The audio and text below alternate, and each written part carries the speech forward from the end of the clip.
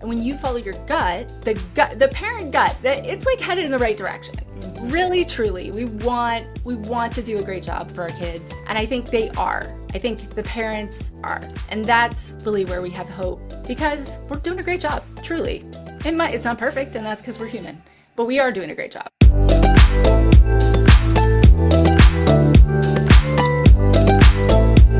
Hello and welcome to Mindshift, a PLCS Empowerment Collective podcast.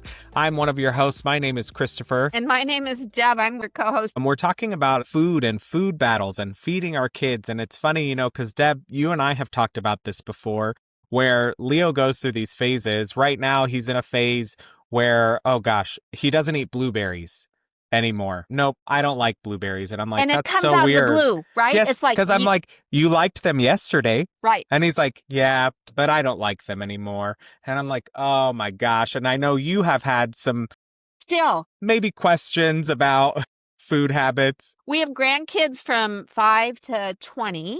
And every time they come visit, I feel like I have to get the list of what they will or will not eat. And I can't just keep things on hand because every time they come, it's changed. So then we also have to navigate that. So let's have our guest introduce herself so we can get into this topic. Hey, everybody. My name is Jennifer Anderson. I'm the founder of Kids Eat in Color.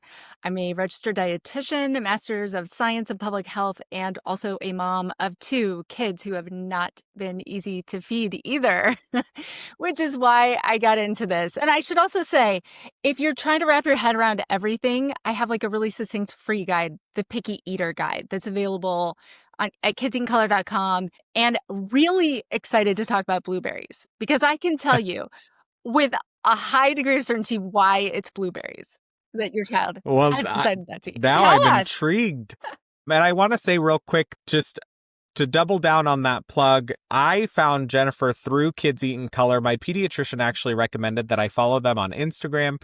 A lot of really practical advice. And now, blueberries. Why blueberries? Here's the thing with blueberries. Have you ever tasted a blueberry and you feel like you just had like this life-altering, amazing experience, and you were like, I live for moments like this.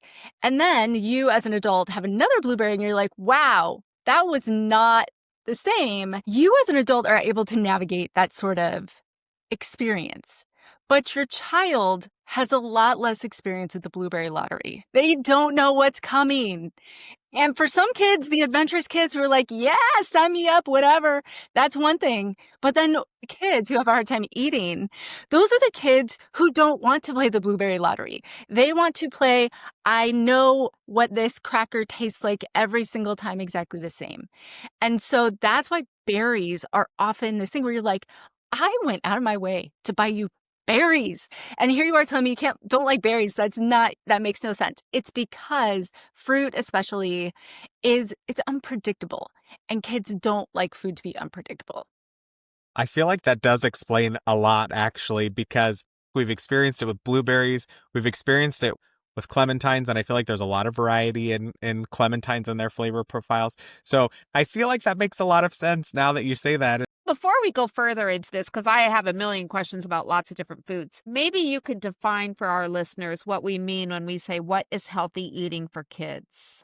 So when I think about, quote, healthy eating for kids, what I'm looking for is, can a child get all of the nutrients that they need to grow and play and learn, right? Now, that's going to look vastly different by culture and age and, what's available in the area. But what we are looking for is that kids are eating some color. That would be the fruits and vegetables. And then we got the energy food. That's what I call carbohydrate foods. Kids are eating some whole grains and some refined grains. So that would mean maybe they're eating white rice, and maybe they're also eating some whole wheat bread. That would also mean that they're eating protein foods. And primarily, there's a protein food that's going to be part of every meal and every snack. And usually those have fat, because kids do need fat, right? So the protein, the energy, and the color. And that's really what's going to make that balanced meal. But when we start to get concerned is when the meals are primarily those snack foods. Then all of a sudden, they're not getting the fiber they need, they're not getting the protein they need, and they're not necessarily getting the nutrients that they need from the color itself. And it's funny because I learned from you, Jennifer, about protein foods and talking to my son about protein foods. Because Deb, I've told you before that Leo talks about protein. And Deb was like, wait, your 3, 4-year-old talks about protein? And I was like, yes. Now, does he really understand what protein is? No, but he started to learn what foods are protein foods. And Yeah. so he knows if he doesn't want this with his meal, you have to have a different protein. And then he knows, oh, okay, well, if I'm going to have a different protein, then I could have this. So I really love that. And one of the other things that you mentioned was you talked about eating vegetables. And parents around the world feel the struggle with vegetables. Yeah. So talk to us about any ideas around those vegetable struggles. Sure. So the way I kind of approach it is like, what am I shooting for? I'm shooting for colors. I'm shooting for getting colors on the plate. Is there a vegetable your child will eat? Great, serve that one. Let's start there. Guess what? A potato is actually a vegetable. Doesn't mean it should be the only vegetable your child eats ever, but that's a great starting place. The two greatest predictors of a child's ability to actually eat vegetables are, one, having the vegetable there, and two, your child watching you eat it. So we aim for that. And kind of the shortcut I used, especially when my kids were really, really little, was let me just get a fruit and a veggie on their plate. So, Jennifer, can you talk a little bit about, maybe it's bribery, maybe it's reward and punishment, but when you're saying things like, you can have the ice cream after you eat 2 more pieces of chicken or something like that, how do you recommend that we get kids to eat more of the healthy things before they go right to the less healthy thing? Sure. What is, there's not really like good foods and bad foods. It's how you eat the foods. It's the balance. It's how your body is specifically. So I like to come at it with kind of a factual perspective of what's there and just use some like logic that we know from psychology, which is if I tell you, hey, if you eat 2 more bites of chicken, I'm going to give you a cookie. Well, as a kid, what you're hearing is like, oh, cookies must be really good and chicken must be not so good, right? That's what they're hearing. So of course they're gonna be like, okay, cool. And then if you stop giving them a cookie later, they might not necessarily, but they might be willing to eat less chicken. So when we get into this situation of like 3 more bites and I'll let you get down and like all these times, there are times when those are appropriate, but those are like for the times when you have a child who's really, really got eating problems, right? And that's like not 95% of the kids, 95% of the kids are just hearing, ooh, cookies are better. Chicken is worse. Oh, broccoli is worse. You know what? In fact, I should just not eat my broccoli. Maybe she'll give me more cookies, right?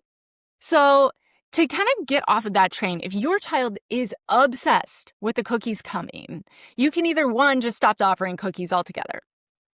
Or maybe you go way out there and you actually put a cookie on their plate with their dinner. And then you just don't say anything. The whole like don't say anything is so powerful, right? With toddlers, I find toddlers, preschoolers, those little kids, that strategy can be so powerful. Christopher, I think you did this, didn't you? I'm telling you guys, I have been following Kids Eating Color for Leo's whole life.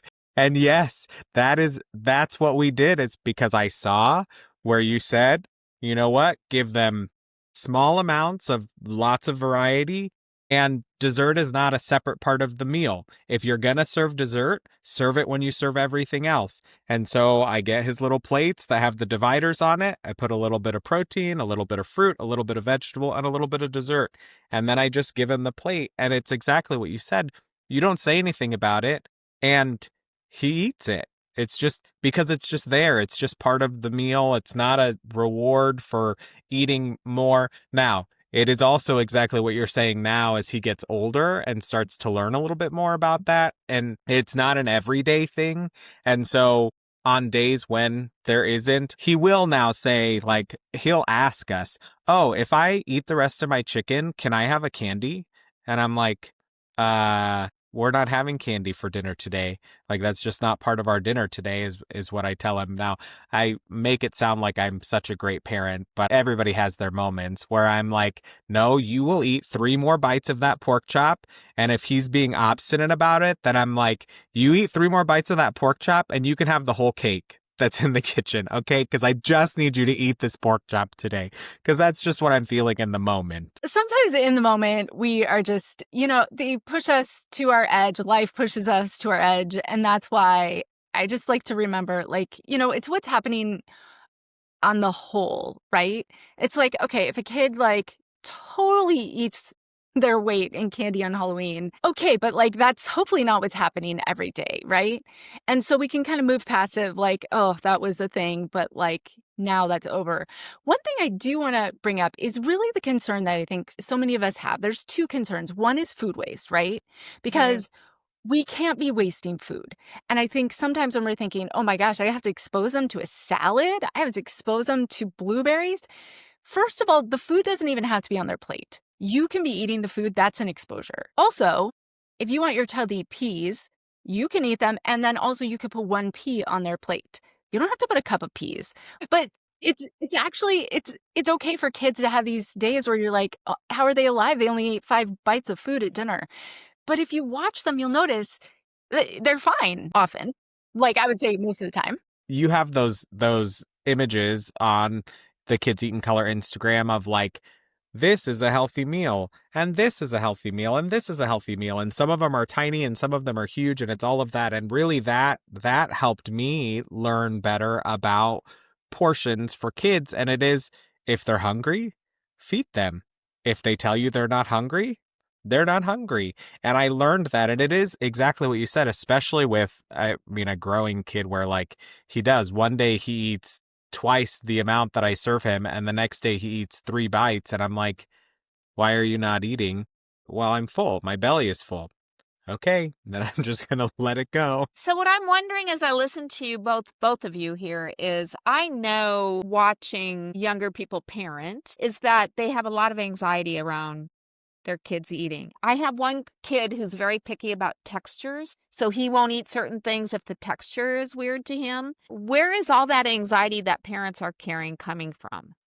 The messages that I get over and over and over are not, hey, if I do this, is it going to mess up my child? But if I do this, how bad will it mess up my child? The default is, I'm messing up my child.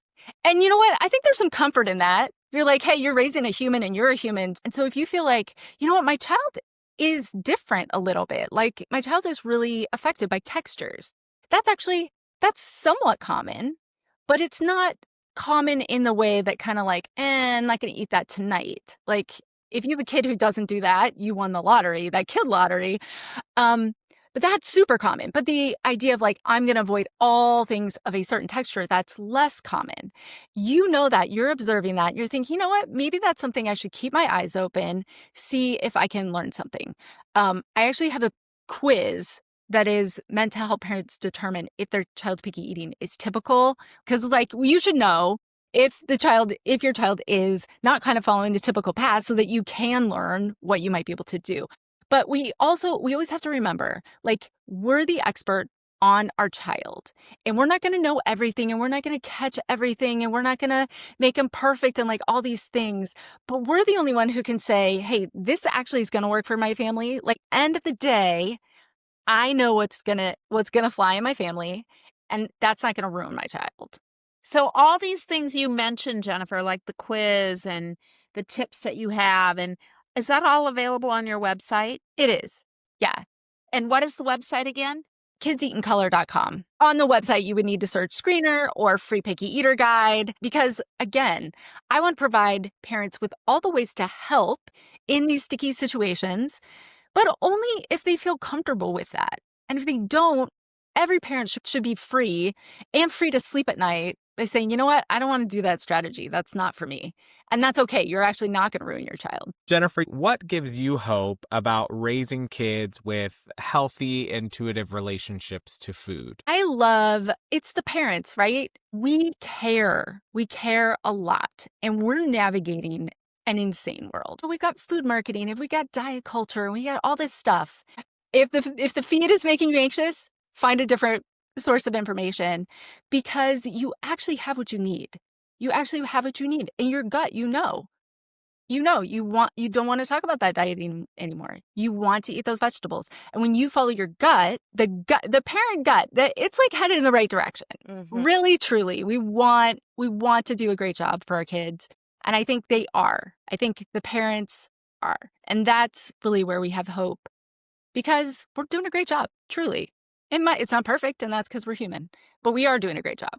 And I love that. Remind yourselves of that, listeners. You're doing a great job. Jennifer, thank you so much for joining us today. And thank you, listeners, for listening to Mindshift. If you enjoyed today's episode, make sure you follow us wherever you get your podcasts. And you can visit us online at plcschools.org/Mindshift for more content, including some resource links and notes from today's episode. And be sure to join us next week. We'll see you then.